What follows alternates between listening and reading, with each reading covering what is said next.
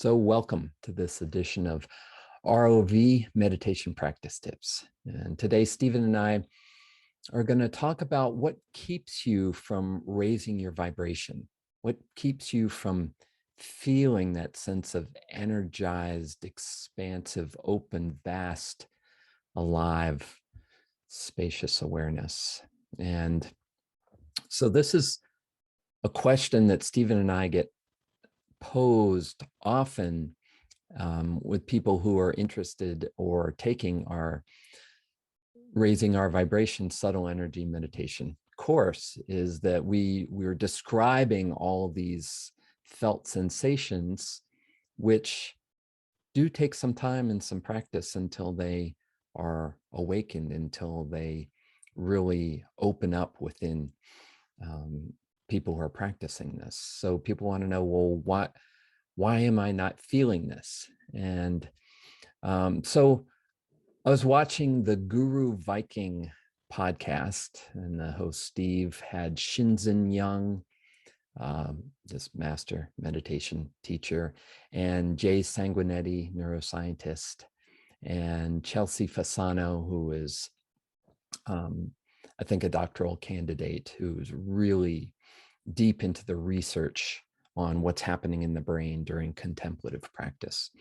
And Shinzen was describing his experience of simply going for a walk. And as he's out going for a walk, as he likes to take a break during the day and just walk on the campus where he is and just be open to everything, just this openness to life, to everything that's happening. And he just described this amazing bliss that is just always present whenever he turns his attention toward it, just being this open presence within the environment where everything is just one and alive and vibrant. And so he was asking about what's happening in the brain when I'm having that experience. And Chelsea was pointing to this study that found that in long-term meditators, they were thinking, well, this bliss, this joy, it must have to do with dopamine release. So they were going to measure this in long-term meditators.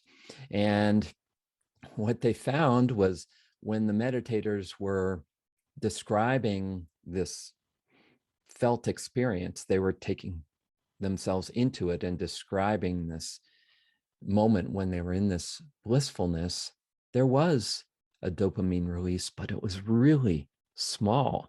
It was, by the description of the meditators, where this heavens are opening and I'm feeling this amazing bliss, they would have thought there would be this huge surge of dopamine in the brain, but there was just a small release of dopamine during those states. And so what was going on? What was happening in the advanced meditators that was giving them this heavens opening experience when the brain was having a very subtle change, a very subtle response? And so the discussion went on to talk about how in long-term meditators, what's happened over the years of practice is a reduction of noise in the system, so that a very subtle signal can really be amplified within that openness that has been cultivated.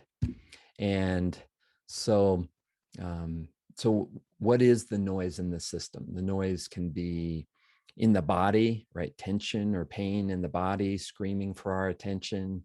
It could be emotions that are screaming for our attention. It can be our narrating of our experience that's kind of filtering it and not enabling that openness to perceive the subtlety. So Stephen, you have this research study in front of you on this ecstatic meditative experience. And so take us into some of what they discovered there. Yeah, thank you, Kevin, and much love and incredible blessings to everybody who's listening. So, yeah, I think the opportunity we have collectively here to investigate our own states of consciousness, and especially the degree to which there is noise or not in our practice, is really a considerable insight and a really very profound wisdom that sits right at the heart of everything we're doing. Like, it's relatively easy to test. I was thinking back to some years ago, Kevin, when I used to do meditations in sensory deprivation tanks. And for me, it was very easy. I'd go in there and everything was nothing, or it was empty. And there was this easy dropout into a state in which I could experience simple bliss in a matter of seconds as soon as I settled in. But I also had a friend who was not a meditator and who really just liked the sensory deprivation tanks. And I asked him his experience, and he said, it used to take him, it felt like a long time to actually get his mind to calm down because it was so full of noise. So that was just, I just think that's a good contrasting example of how the noise or the lack of it can affect us in different ways. So as I'm referring to the study, I also want to give a shout out to Kiefer O'Sullivan, our very astute and incredibly wise neuroscientist in the group, because Kiefer has consistently pointed out that one of the most important parts of our practice is to be aware of the changes and the shifting states in our practice, and to correlate our felt sense and our cues, our meditative cues, to the kind of changes that result. So not to say, okay, it's this outcome we're looking for, it's this brainwave, but more to look at the way that our signature changes over time and the way that we can correlate that to different cues that we're using and different states that we experience. So I know in our groups, we encourage people again and again to describe their felt experience and then to look at what cue they are doing at that point, and then look at the brainwaves and the changes. And over a period of time, not just to take one graph and post it and say, hey, what's happening?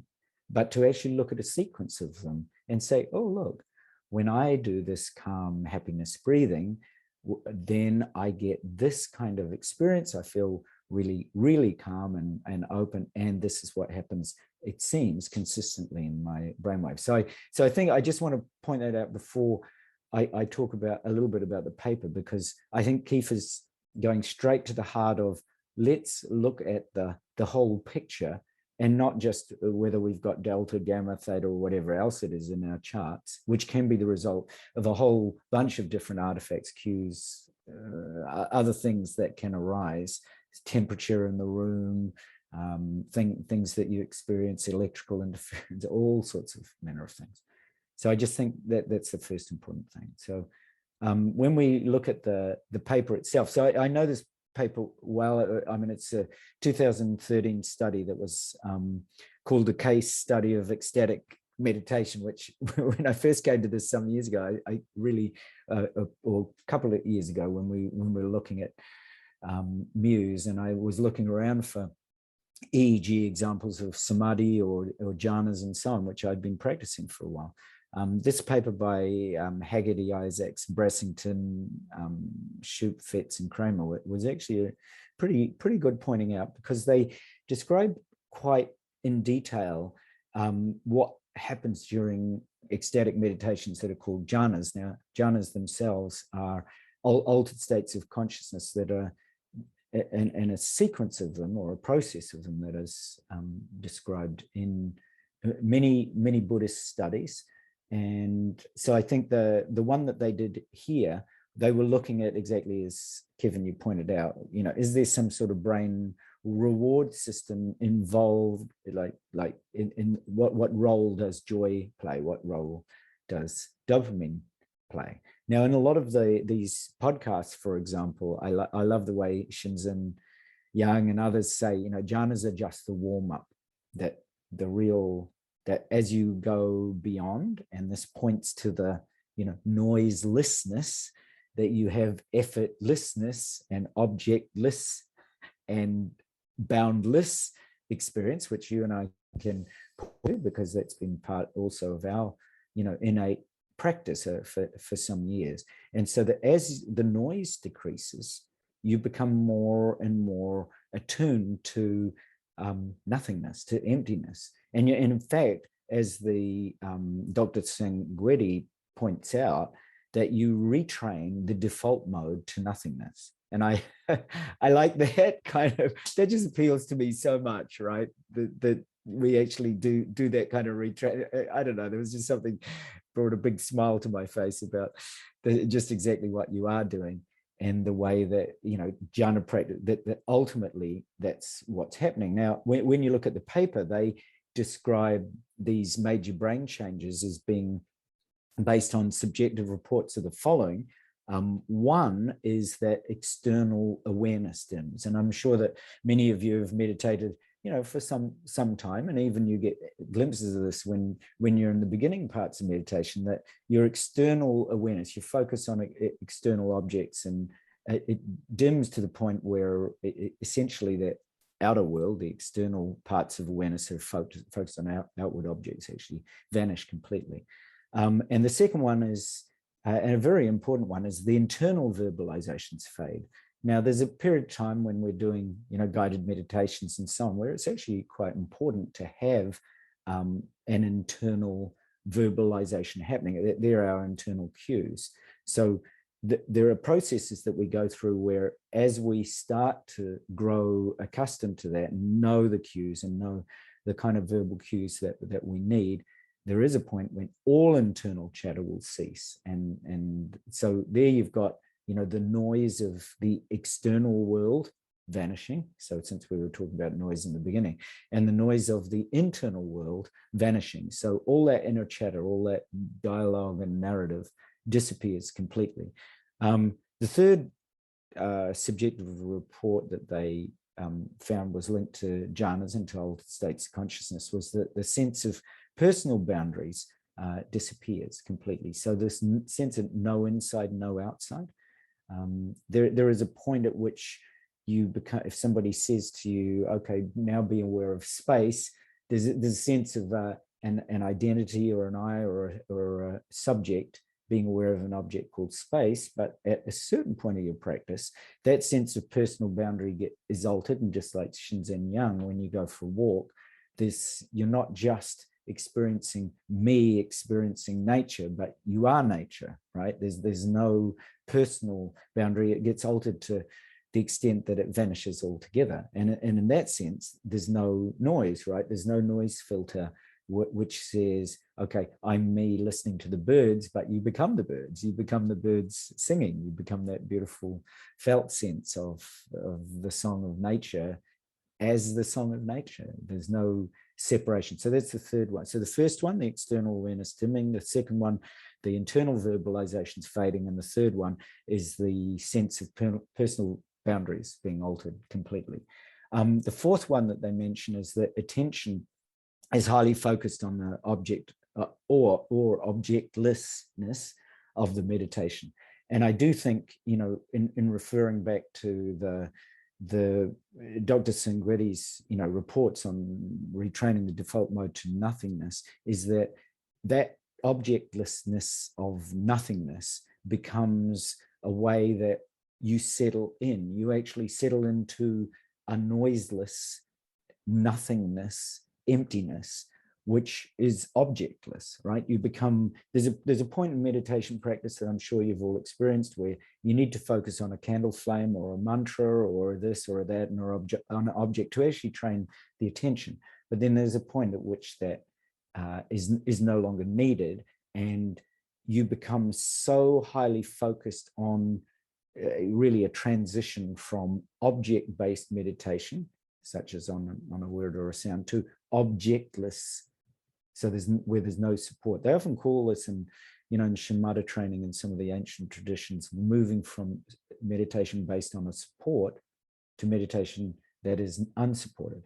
And that simply means that you are then focused on objectlessness, and that is that nothingness. And it becomes a natural way of you meditating, because you no longer need a specific object.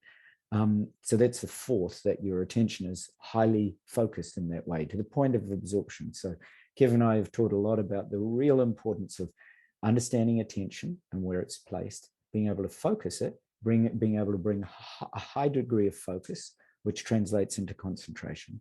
And that concentration, very much like the magnifying glass of the, in the sun, is when the sun focuses through a magnifying glass to such a high point, it burns, right? It creates that point of where literally there is a you change experience, and that kind of level of concentration allows you to be absorbed, and then allows you to move through into a state of letting go and surrender and openness, and that opens to the fifth, what they call the fifth subjective experience, which is joy or bliss increasing to these very high levels, which is what Shinzen Young was talking about. And in this report, they said the experienced meditator shows changes in brain activity in many regions. I'm not going to define it as the report does. They talk about 11.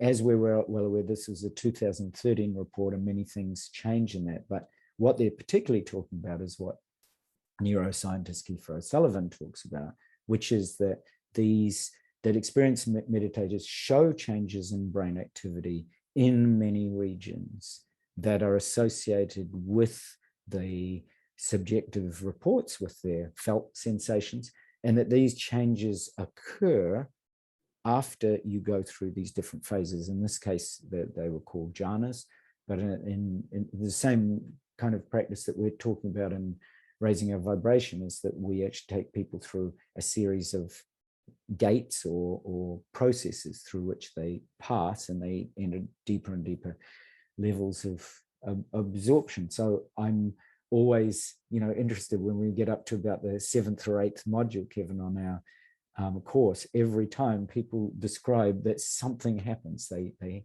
have an opening. It's like the noise has started to, disappear or vanish, and it gets replaced by what has always been there, which is this openness and this clarity or emptiness or vastness, and this extreme joy that in the report they discuss is not just not only with activation of cortical processes, but is also with activation of this dopamine, and exactly as you described, in very small amounts.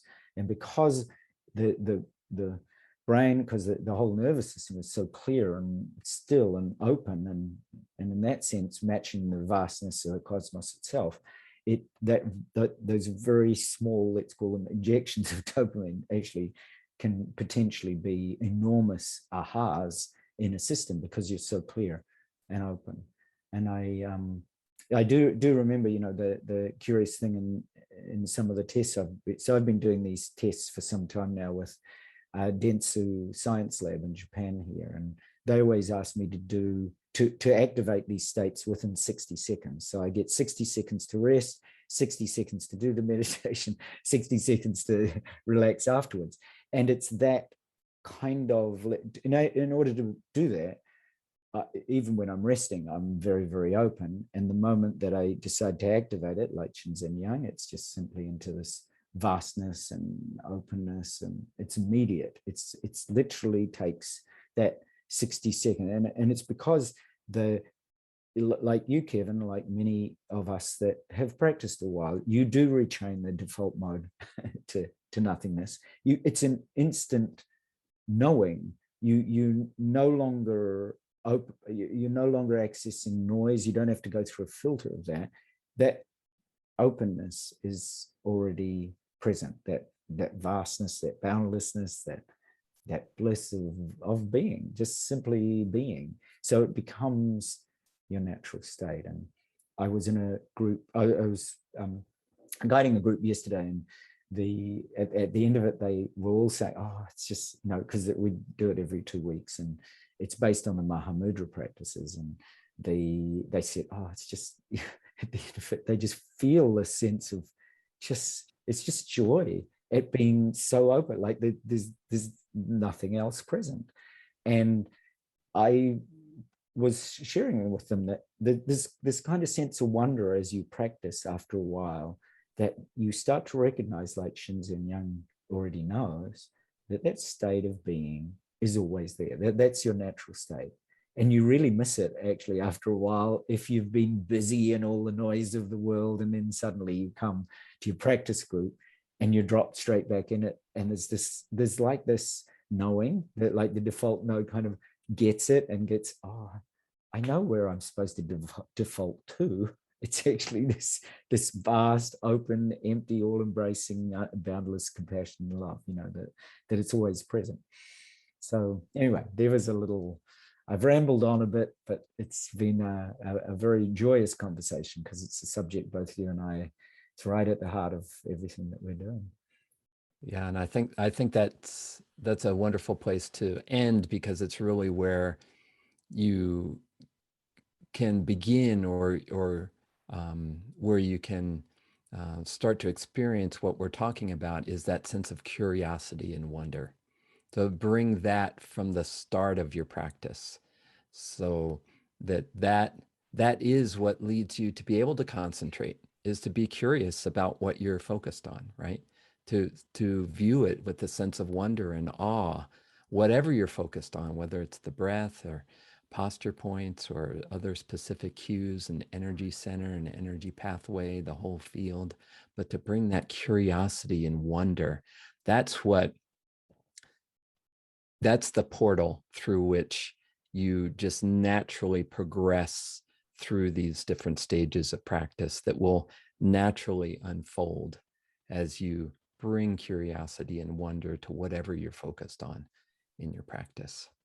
So, Stephen, thank you so much for sharing and your insight about that study, and about this idea of reduction of noise into this openness, and that curiosity and wonder is really something you can bring from the start of your practice to experience that natural unfoldment.